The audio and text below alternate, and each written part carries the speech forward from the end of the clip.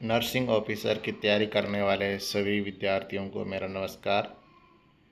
इस वीडियो में जितने भी इलेक्ट्रोलाइट्स हैं उनके इम्बैलेंस के बारे में डिस्कस करेंगे। सोडियम, पोटेशियम, कैल्शियम, मैग्नीशियम और फॉस्फेट ये कम ज़्यादा बॉडी में हो जाते हैं तो किस कारण से होते हैं, इनकी नॉर्मल वैल्यू कितनी होती है, क्या सिम्टम देखने को मिलेंगे और अगर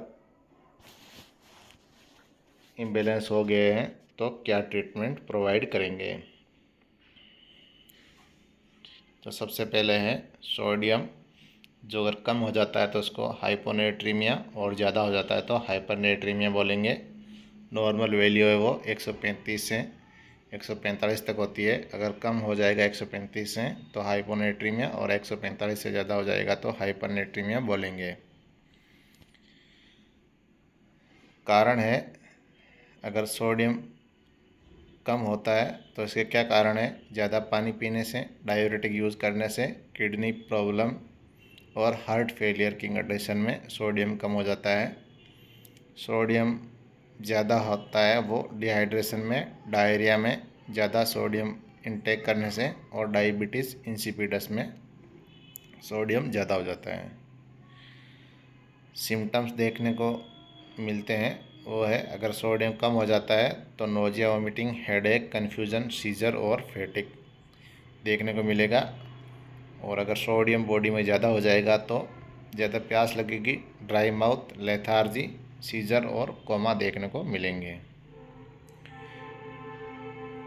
हाइपोनेट्रीमिया, लो सोडियम में क्या ट्रीटमेंट देंगे।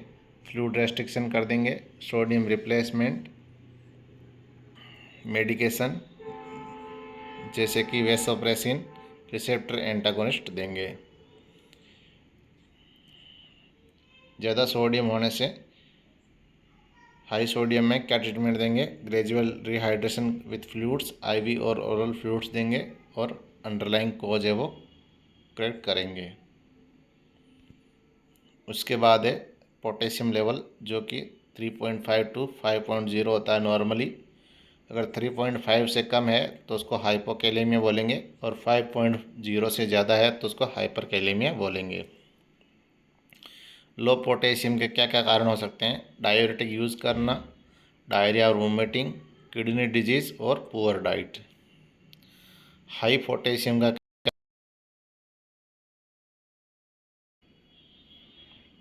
हाई पोटेशियम लेवल है वो kidney failure, adrenal insufficiency, medication जैसे कि acid inhibitor, potassium sparing diuretics की वजह से हाइपर कैलेमिया या हाई पोटेशियम हो सकता है। लक्षण देखने को क्या क्या मिलेंगे। लो पोटेशियम में muscle weakness, cramps, fatigue, arrhythmias और कॉन्स्टिपेशन देखने को मिलेंगे। और हाई पोटेशियम में muscle weakness, cardiac arrhythmias, nausea, vomiting और पैरालिसिस देखने को मिलेंगे।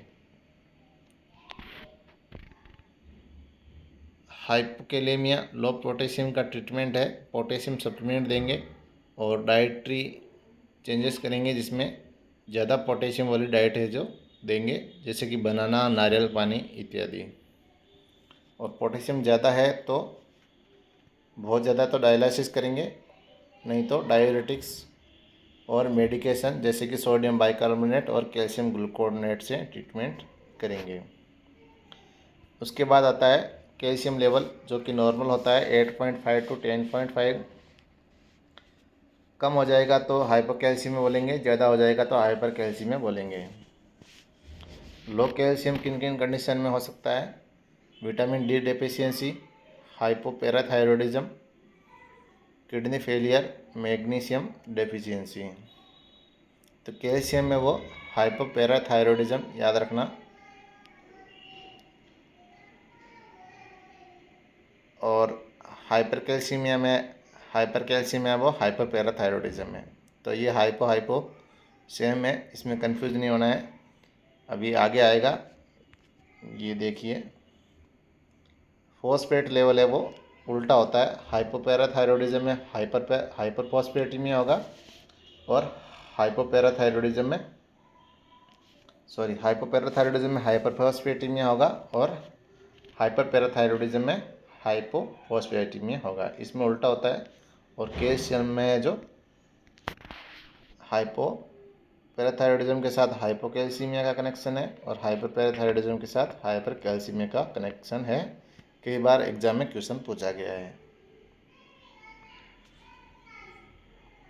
तो हाइपर कैल्सीमिया है वो हाइपर पैराथायरॉयडिज्म, कैंसर और विटामिन डी टॉक्सिसिटी के कारण हो सकता है।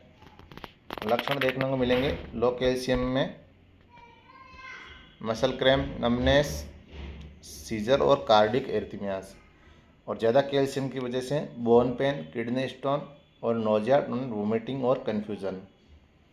लो कैल्शियम में कैल्शियम सप्लीमेंट देंगे और विटामिन डी रिप्लेसमेंट करेंगे। ज़्यादा कैल्शियम हाई कैल्शियम में हाइड्रेशन, आईवी फ्लूइड्स देंगे और मेडिकेशन देंगे सच एज बाइफॉस्फेट्स एंड कैल्सीटोनिन। तो कैल्सीटोनिन मेडिकेशन है वो, इसका यूज़ उल्टा है। बहुत बार स्टूडेंट कंफ्यूज हो जाते हैं कि कैल्सीटोनिन है वो कैल्शियम लेवल को बढ़ाता है। तो ये क्वेश्चन बनता है यहाँ पे। हाइपर कैल्सीमिया में कैल्सीटोनिन ड्रग देंगे जो कि कैल्शियम को कम करेगी। उसके बाद मैग्नीशियम लेवल है वो 1.7 से 2.2 होता है। लो मैग्नीशियम को हाइपोमैग्नीसीमिया और हाई मैग्नीशियम को हाइपर मैग्नीसीमिया बोलेंगे। और कारण है वो एल्कोहलिज्म, माल एब्जॉर्प्शन, डायबिटिक्स और एक्यूट पैनक्रेटाइटिस है वो हाइपोमैग्नीसीमिया के कारण है। Kidney failure, excessive magnesium supplement और एंटासिड है वो हाइपर मैग्नीसीमिया के कारण है। लो मैग्नीशियम में आपको muscle twitching, cramping, seizure, cardiac arrhythmias और फैटिक देखने को मिलेगा।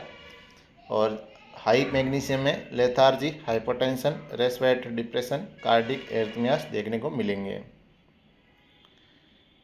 लो मैग्नीशियम में मैग्नीशियम सप्लीमेंट देंगे और हाई मैग्नीशियम में मैग्नीशियम डिसकंटिन्यू कर देंगे अगर कोई ले रहा है तो, जैसे कि कोई एंटासिड दे रहा है तो उसको बंद कर देंगे।